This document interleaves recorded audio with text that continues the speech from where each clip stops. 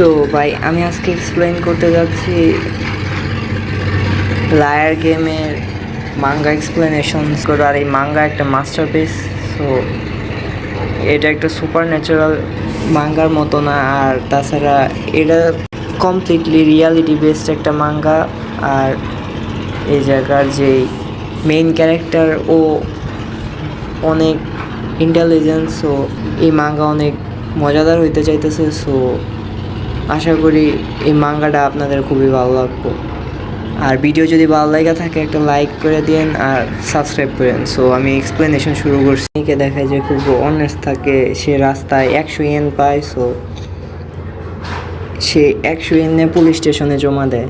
আর police স্টেশনে যারা থাকে তারা তো সব অবাক হয়ে যায় যে আচ্ছা, তারা সবাই মেয়েটাকে বলে আচ্ছা আচ্ছা ঠিক আছে, আমরা এই 100 ইয়েন মালিকের কাছে পৌঁছাই দেবো, সমস্যা নেই। আর এতটা অনেস্ট হওয়ার পরেও সবাই তারে মানে ফুলিশ অনেস্ট এরকম কিছু নাম দিছে। আর যখন সে টাকা দিয়ে বাড়িতে আসে তখন সে একটা ইনভিটেশন কার্ড পায়। কার্ডে লেখা থাকে যে কংগ্রেচুলেশন, আপনি মানে 1 লাখ মানুষের মধ্যে লায়ার গেম টুর্নামেন্টের পার্টিসিপেট করার চান্স পাইছেন। সো সে তো দেখে অবাক হয়ে যায়। প্রথমে ভাবে এটা কেউ প্র্যাঙ্ক করতেছে, পরে যখন এতগুলো টাকা বাস্তবে দেখে সে তো অবাক হয়ে যায়। ওই জায়গায় পুরো 100 মিলিয়ন ইয়েন থাকে। আর ওই জায়গায় বলা থাকে যে ধন্যবাদ আপনাকে লায়ার গেমে পার্টিসিপেট করার জন্য। আর এখন থেকে আপনি যেহেতু এই বক্সের সিলটা খুলে ফেলাইছেন, এখন আপনি অটোমেটিক্যালি এই গেমের পার্টিসিপেট হয়ে গেছেন। এখন আপনি ইচ্ছা করলে এই গেম থেকে বাইরে হতে পারবেন না। আর আপনি আপনার টাকার অনেক ভালো খেয়াল রাখেন। আর আপনি ইচ্ছা করলে এই টাকা আমাদের ফেরত দিতে পারবেন না। পরে ওই মেয়ে যখন ভালোভাবে চেক করে তখন তো অবাক হয়ে যায় যে এই টাকাগুলো আসলেই মানে আসল টাকা। তো ওই জায়গায় লেখা থাকে যে যেই টাকায় তোমার অপোনেন্টসও ঠিক সেম অ্যামাউন্টের টাকা ক্যারি করতেছে। পরবর্তীতে তোমার অপোনেন্টের কথা আমরা তোমার বলে দেব। আর একবার অপোনেন্ট ডিসাইড হয়ে গেলে পুরো 30 দিন সময় থাকবে। এই 30 দিনের মধ্যেই অপোনেন্টের টাকাটা তোমার করা লাগবে, তাহলে তুমি গেম জিতে যাবা। আর যখন এই গেম শেষ হয়ে যাবে, মানে যখন তুমি তোমার অপোনেন্টের টাকা নিয়ে নিতে পারবা, তখন আমাদের লোক যাবে যারা তোমাদের টাকার নাম্বারগুলোকে ম্যাচ করবে। আর ওই মোমেন্ট থেকে 100 মিলিয়ন ইয়েন তারা নিয়ে নেবে, আর 100 মিলিয়ন ইয়েন প্রাইস হিসেবে তুমি পেয়ে যাবা। আর ওই মেয়েটা ভাবে যদি আমি জিতা যাই হয়তোবা আমি অনেকগুলো টাকা পেয়ে যাব, কিন্তু আমি যদি হারিয়ে যাই তাহলে তো মানে ওই মেয়েটার 100 মিলিয়ন ইয়েন ঋণ হয়ে যাবো। আর এই 100 মিলিয়ন লায়ার গেমের পক্ষ থেকে 100% ওরা এটা নিয়েই নিব। সো মেয়ে অনেক চিন্তায় পড়ে যায়। পরবর্তীতে ওই মেয়েটা যে কলেজে পড়তেছে ওই কলেজের মানে খুব ভালো তার কোনো ফ্রেন্ড নাই, বাট তাও ওদের কাছে সাহায্যের জন্য যায়। কিন্তু এতজনের কাছে সাহায্য পাওয়ার পরেও সবার প্রায় সেম রেসপন্স থাকে, তুমি অনেক বড়লোক হয়ে গেছো, সো আমাদের পার্টি দিও হ্যান ত্যান এইরকম। অন্যদিকে এই মেয়েটার একটা বাবাও থাকে, সে প্রচণ্ড অসুস্থ। এখন সে তার বাবার সাথে এই কথাটা শেয়ার করতে চায় কিন্তু পারে না। সে বলে যে থাক, আমি আমার বাবার এই কথা জানাবো না। তো এখন এই তার বাবার খুবই খারাপ কন্ডিশন, এই মানে হয়তোবা অনেক বড় কোনো অসুখ হয়েছে। সো সে চায় যে এই বাকি যে কয়েকটা মোমেন্ট আছে সে এই কয়েকটা মোমেন্ট তার বাবার সাথে খুব ভালোভাবে কাটাইতে। ডিটেকটিভের কাছে যায়, ডিটেকটিভ বলে যে পুলিশের কাছে তুমি জমা দিয়ে দাও টাকাগুলো। পরে মেয়েটা বলে হ্যাঁ এটা তো ঠিক কথা। তার কিছুক্ষণ পরে পুলিশ বলে না না, তুমি পুলিশের কাছে জমা দিও না, কারণ এই মোমেন্টে পুলিশ তোমার টাকাগুলো তো মানে ওই লোকটার কাছে পৌঁছাই দিতে পারবো না, যেহেতু যেই লোক তোমার এই টাকাগুলা দিছে ওই টাকাগুলার রিয়াল মালিকের ঠিকানা তো এই জায়গায় দেয়া নাই। সো পুলিশ ইচ্ছা করলে এই টাকাগুলো ফেরত দিতে পারবো না। পরে মেয়েটা বলে হ্যাঁ এটা তো ঠিক আছে, টাকাগুলো তুমি তোমার কাছে রাইখা দাও। আর যেহেতু এই জায়গায় 30 দিনের কথা বলা আছে, সো তুমি এই 30 দিন খুব সাবধানে থাকো, দেখো পরবর্তীতে কী হয়। বলে আমার কাছে একজন স্ক্যাম আর্টিস্ট আছে, সো তোমার যদি খুব প্রবলেম হয় আমি তার সাথে যোগাযোগ করতে পারি। আর এরপর আরও বলে যে তুমি যে মানে আমার সাথে 1 ঘন্টা চুক্তি নিয়েছিলাম 15,000 ইয়েন, এই 15,000 ইয়েনের কন্ট্যাক্ট শেষ। যদি তুমি আরও চালিয়ে যেতে চাও তাহলে আমার আরও টাকা দেওয়া লাগবে। সো তুমি কি চালিয়ে যেতে চাও? পরে মেয়েটা হতাশ হয়ে চলে যায়। তো এখন লায়ার গেমের পক্ষ থেকে আরেকটা চিঠি আছে। সো ওই চিঠিতে তার অপোনেন্টের ছবি দেওয়া হয়। সো এই অপোনেন্টে সে চিনে। মেয়েটা যখন সেকেন্ড ইয়ার জুনিয়র হাই ছিল তখন ওর ক্লাস টিচার, এই লোকটার নাম হইতেছে ফুজিসাওয়া। সো মেয়েটা তো দেখে খুব খুশি হয়ে যায়। সো ডিরেক্ট তার স্যারের কাছে যায়। তো স্যার বলে হ্যাঁ আমিও সেম সিচুয়েশনে আছি। সো আমি শুনছি যে এলজিডি অফিস, এলজিডি মানে liar game tournament. So LGD অফিসের ওরা র্যান্ডমলি প্লেয়ার চুজ করে। সো আমারও চুজ করা হয়েছে। এখন ওরা কিছুটা স্ক্যামারের মতো। সো ওরা স্ক্যাম করে মানুষের টাকা। আসলে এই মেন চিজ মানে টিচারটা ওই মেয়েটাকে বোঝাইতেছে এটা এইরকম একটা গেম যেটাতে প্লেয়ার এই টাকাটা উইন করতে পারে না, তারা মানে উভয় সাইড থেকে লুজ করে মেন কোম্পানি স্ক্যাম করে ওরা টাকা নিয়ে যায়। আর মেইনলি মানে যখন তাদের দুজনের কাছে টাকা থাকবে তো লায়ার গেমের পক্ষ থেকে কেউ এসে ওদের টাকা চুরি করে নিয়ে যাব। আর মানে ওরা একে অপরে মানে দোষারোপ করব। কিন্তু আসলে মেইন যে কালপ্রিট ওটা লায়ার গেম অফিসে, এটা মানে ওনারা টিচার ওনারা বুঝাইতেছে যে মেইনলি এরকম করে দুজনের একজনও লাভবান হতে পারবো না, দুজনেই লস হবো। আসলে আসল স্ক্যামার ওরাই। আর মাঝখান থেকে ওরা মানে 100 মিলিয়নের ঋণে পড়ে যাবো, ডেপ্টে পড়ে যাব। সো এগুলো যখন বুঝাইতেছে মেয়ে তো মানে এতটাই সহজ যে ওর কথায় বিশ্বাস করে যায়। পরে বলে যে আচ্ছা ঠিক আছে, টিচারটা ওই মেয়েটাকে বলতেছে মানে ফুজে যাওয়া যে এক কাজ করো, এই টাকাগুলো আমরা সেফটি ডিপোজিটে রাইখা দিই। আর আশা তো করি যে তোমার কাছে, মেয়েটাকে বলতেছে যে তোমার কোনো অ্যাকাউন্ট নাই। পরে মেয়েটা বলে হ্যাঁ আমার কাছে কোনো অ্যাকাউন্ট নাই। পরে বলে আচ্ছা ঠিক আছে, তুমি আমার বিশ্বাস করতে পারো, তোমার টাকাটা আমার অ্যাকাউন্টে দিয়ে দাও। পরে ওই মেয়েটা বলে আচ্ছা ঠিক আছে, এই যে সব টাকা এক এক জায়গায় আছে। পরে মেয়েটা এতটা রিলিফ পায় যে আচ্ছা বাঁচলাম। তারপরের দিনই তার কাছে আরেকটা ইনফোলাভ আছে যে ফুজিসাওয়া মানে 100 মিলিয়ন লাভ করছে আর তুমি 100 মিলিয়ন ঋণে চলে গেছো। এখন তুমি কিছু করো, তোমার কাছে 27 মানে তুমি এখন হারতাছো, তোমার কাছে 27 দিন আছে। আর এরপরে সে ফুজিসাওয়ারে ফোন দেয়। তো ফুজিসাওয়া বলে এটা ওরা আমাদের মধ্যে ঝামেলা লাগানোর জন্য করতেছে। সো তুমি ওদের কথায় বিশ্বাস করো না, আমার কাছে টাকাটা নিরাপদে আছে। সেই জায়গায় মেয়ে মানে নোয়া ও তো বিশ্বাস করে নেয়। তো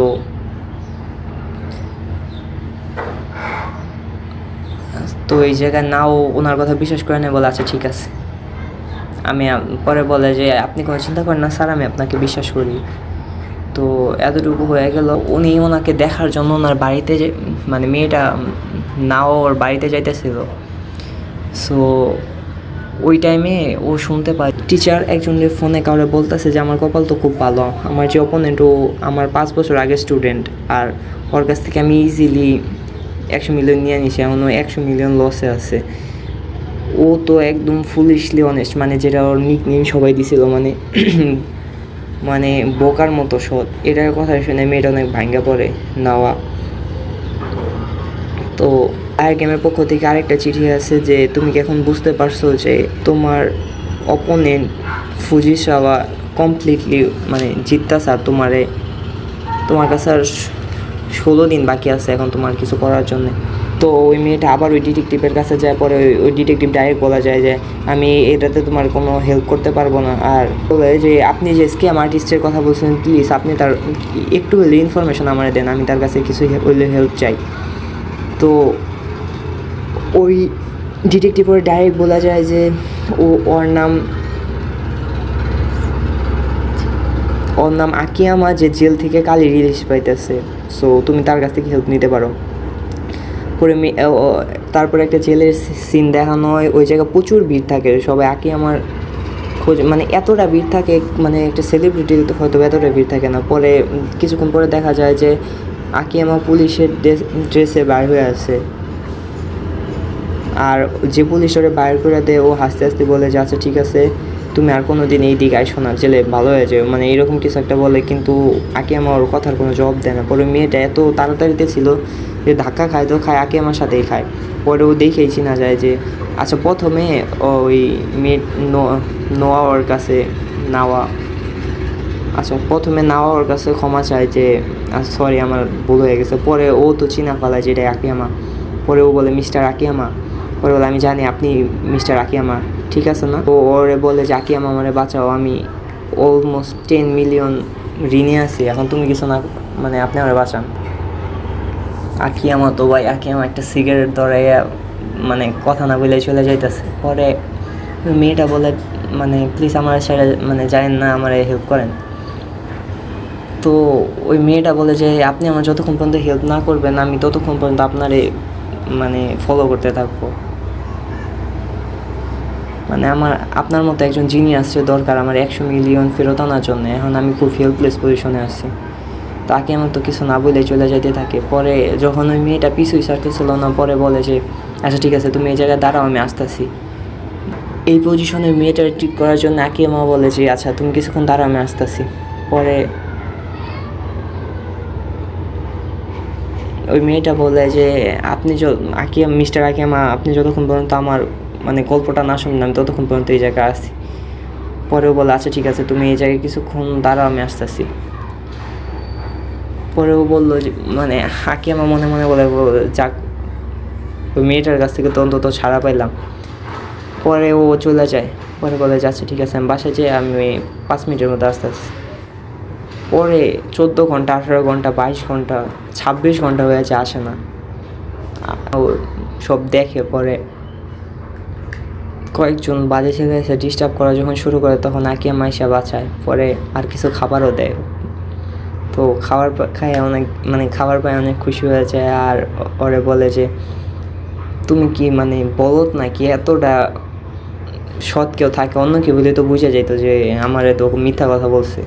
পরে মেয়েটা ওরা সব খুইলা বলে, ও সব কথা শুনে তো বলে যে আচ্ছা ঠিক আছে তুমি কি গেমটা জিততে চাও? পরে মেয়েটা বলে না আমি জিততে চাই না, আমি মানে গেম থেকে বাইরে হইতে চাই। পরে বলে আচ্ছা ঠিক আছে। পরে সব কাহিনী শোনার পরে বলে যে ওই মেয়েটা আগে আমার নিয়ে ফুজি যাওয়া মানে ওর টিচারের কাছে যায় নেওয়া।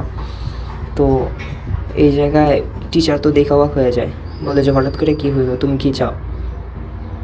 বলে যে আমার টাকা আমাকে ফেরত দেন। পরে মেয়েটা বলে যে পরে নোয়া বলে যে আপনি আমার টাকা ফেরত দেন। পরে ওই টিচারটা বলে যে এখন কেন টাকা ফেরত দেবো, টাকা তো সেফটি ডিপোজিট হয়ে গেছে, আর এখন ওটা নির্দিষ্ট টাইমের আগে আমি তুলতে পারবো না, সো তুমি পরে এসে টাকা নিয়ে যাও। পরে ওই নাওয়া বলে যে স্যার আমি আসলে আপনার যে কথাগুলো বলতেছিলেন আমি শুনে ফেলাইছি, যে আপনি ফোনে কারো বলতেছিলেন যে আমি আমার স্টুডেন্টের কাছ থেকে 100 মিলিয়ন টাকা মাইরা নিছি। আর আকিয়ামা বলে যে এখন কি তুমি ওর টাকা তুমি ফেরত দিবা না বলো।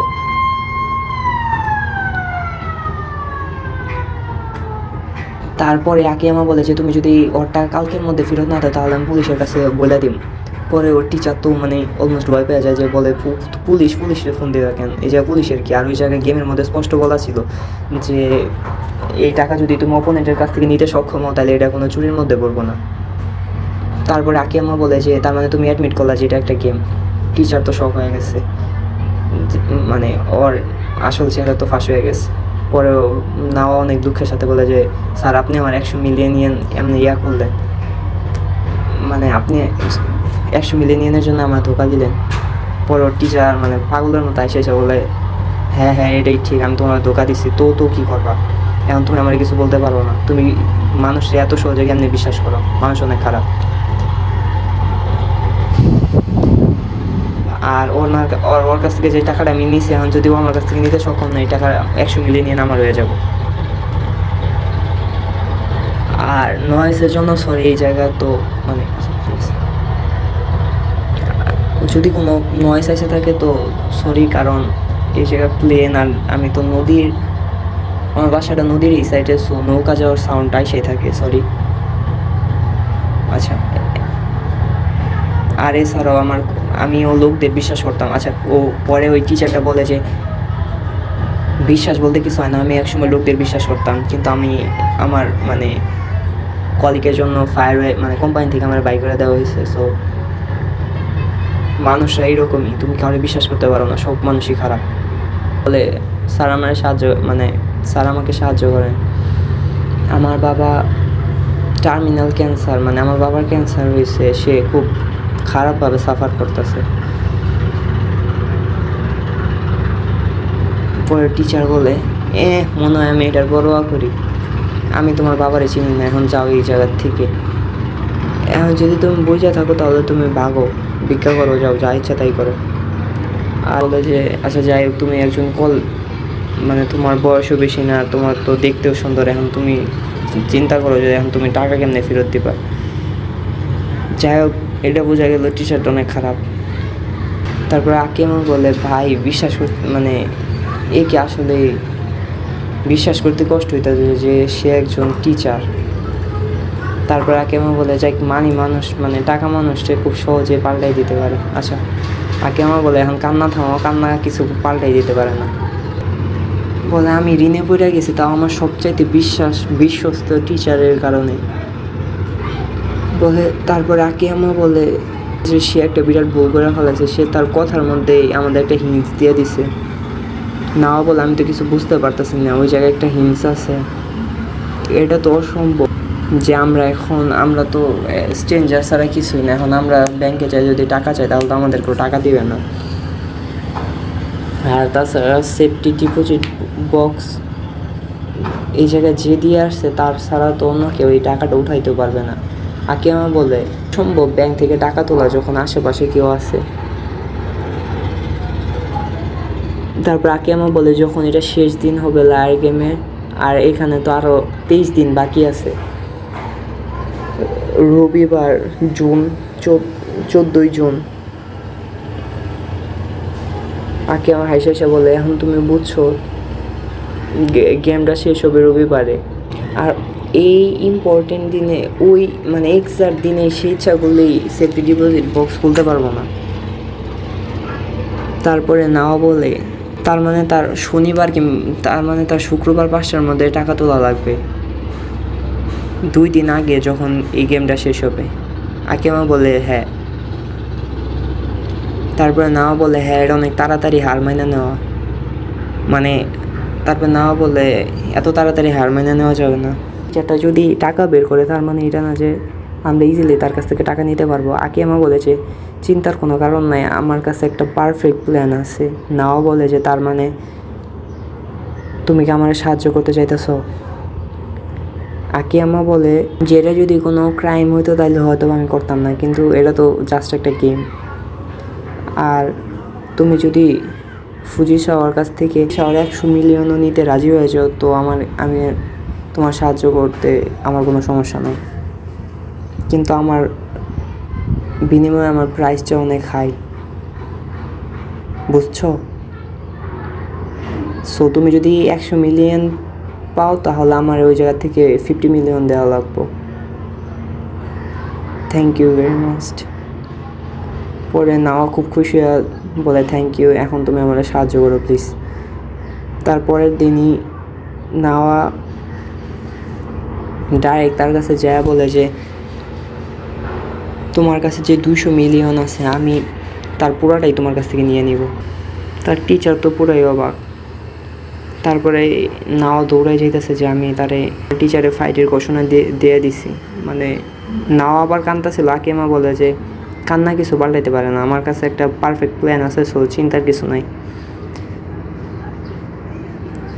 আকিয়ামা বলে যে এটা অনেক সিম্পল, তাদের টাকা ফেরত পাইতে চাইলে আমাদের 2টা জিনিস দেখা লাগবো। প্রথমত তুমি তোমার এনিমিরে ক্লিয়ার করে দাও যে তুমি তোমার এনিমির সাথে ফাইট করবা, আর দ্বিতীয়ত অল টাইম তোমার এনিমির উপর নজর রাখো। নাও বলে জাস্ট এতটুকুই করলেই, এতটুকুই কি প্ল্যান? পরে আকিয়ামা বলে কারেক্ট এটাই। পরে ওই মেয়েটা দূরের থেকে অলমোস্ট ফুজিসাওয়ার বাইরের উপর নজর রাখা শুরু করে। পরে অনেক সময় কাটিয়ে যাওয়ার পরে নাও আকিয়ামারে জিজ্ঞাসা করে যে আসলেই কি এতটুকুই আমার 200 মিলিয়ন দেওয়ার জন্য যথেষ্ট, শুধু 24 ঘন্টা তার বাড়ির উপর নজর রাখা? আর আকিয়ামা এই জায়গায় 2টা পয়েন্টে ভাগ করে দেয়। এই জায়গায় নাওয়ার নজর রাখার কথা ছিল 3টা থেকে 12টা পর্যন্ত, আর বাকিটা সময় আকিয়ামা রাখতো। নাওয়া যখন জিজ্ঞাসা করে যে আসলে কি এতটুকুই যথেষ্ট 200 মিলিয়ন পাওয়ার জন্য, আকিয়ামা বলে তুমি কি আমার সাথে বাজিয়ে রাখবা? নাওয়া আসলে কথাটা এইভাবে বলতে চায় না, ও জাস্ট চিন্তায় ছিল অনেক। তারপরে আকিয়ামা ডাইরেক্ট ফুজিসাওয়ার মানে আকিয়ামা যখন আসে তখন ফুজিসাওয়ার সাথে দেখা হয়ে যায়। তখন আকিয়ামা বলে যে আমি এই জায়গায় তোমাকে বলতে আসছি যে আমি এই লায়ার গেমে পার্টিসিপেট করবো। আর আমি কানজাকি, যে কানজাকি বলতে আর নাওয়া কানজাকি, সো আচ্ছা ওই মেয়েটা কানজাকি নাওয়া, সো নাওয়া নামটাই ছোটো লাগে, সো আমি নাওয়াই ব্যবহার করি, এটাই ভালো হবো। আর আমি আকিয়ামা বলে যে আমি তোমার কাছ থেকে 200 মিলিয়ন ইয়েন শিওরলি নিয়ে যাবো, তুমি কোনো চিন্তা করো না। সো আকিয়ামার শুনে টিচার মানে ভালোই ভয় পেয়ে যায়। আর আকিয়ামা আরও ভয় দেখানোর জন্য আরও বলে যে আমার কাছে একটা গ্রেট প্ল্যান আছে, ওই প্ল্যানটা আমি তোমার টাকা নিবই। তো ওই টিচার তো অনেক ভয় পেয়ে যায় যে ও ডাইরেক্ট বাসায় যায় পুলিশে ফোন দেয় যে আমার বাসার সামনে একজন সন্দেহভাজন লোক ঘোরাফেরা করতেছে, ওরে তাড়াতাড়ি ধরেন। তাকে আমার তো পুলিশ থেকে একদম খুশিতে মানে হাইসা দেয়, আর এই পুলিশ এসে পড়ছে। আর এইদিকে নাও অনেক ভয় পেয়ে যায়। আর নাও একটু রাগ করে বলে যে জায়গায় হাসার কিছু নাই, পুলিশ এসে পড়ছে। পরে আকিয়ামা বলে আচ্ছা সরি আমার ভুল হয়ে গেছে। তো নাও বলে যে মিস্টার আকিয়ামা, তোমার মানে তোমার দেখে তোমার খুব ভালো মানুষ মনে হয়। প্রথমে যখন তোমার দেখছিলাম ভাবছিলাম তুমি খুব ভয়ঙ্কর একটা মানুষ, কিন্তু পরবর্তীতে তুমি আমার টাইম করে দিছো যাতে আমি আমার বাবারে দেখতে পারি, মানে ওদের যখন মানে এনিমের উপর নজর রাখার জন্য তো আকি আমার টাইমটা নির্দিষ্ট করে দিছে। বাকি যেটুকু টাইম থাকে ওর এইটুকু টাইম না ওরে ফ্রি করে দিছে, মানে ওর যা ইচ্ছা করতে পারে। আসলে এই টাইমটা ওরে দিছে যাতে ওর বাবারে দেখতে পারে কিংবা অন্যান্য যে কাজ আছে এগুলো করতে পারে। তো এটার জন্যে নাওয়া ওর কাছে কৃতজ্ঞতা জানায়। নাওয়াকে আমরা জিজ্ঞেস করে যে আপনি হঠাৎ করে আমারে সাহায্য করতে রাজি হলেন কেন? কয় এটাকে আমি অলরেডি বলাতেই নাই, কারণ আমি টাকা চাই। পরে নাওয়া বলে টাকা, শুধুমাত্র টাকার জন্যে? তারপরে নাওয়া মানে একটু হতাশ হয়ে বলে যে হ্যাঁ হয়তো বা ঠিকই টাকার জন্যেই।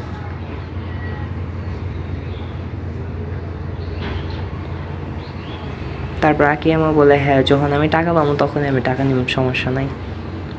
আর তারপরে বলে যে আচ্ছা ঠিক আছে আজকে খুব ভালো কাজ করছে, এখন তো আমার টার্ন, আমি দেখবো, ঠিক আছে।